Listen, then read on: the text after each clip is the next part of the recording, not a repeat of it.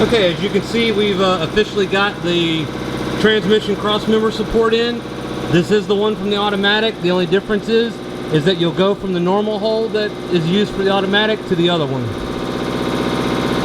Alright, so we've been working on the car a little bit more, and one of the biggest problems that you're going to run into when doing the manual swap is the fact that on the auto cars, the e-brake is not located on the actual center console, but is rather a pedal that is going to be up underneath the dash here. Let's see if I can find. Yeah, the pedal is going to be up underneath the dash here, and there's going to be 4 nuts that you have to take out from up here.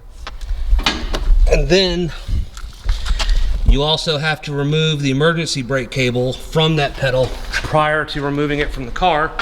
All right, so you're going to end up with a pedal that looks just like this. And what you're going to have to do to get the e-brake cable out, we cut it because we didn't really know any better at the time, but this slides in to this little spot right here. Now the trick to it is to actually push down on the pedal so that it rotates, and then you should be able to pull the cable over a little bit and get it to slide right out. Tonight we are going to be mounting the clutch pedal, which up under here you can see kind of where we removed the bracket that goes behind the e-brake, which is actually mounted kind of up there.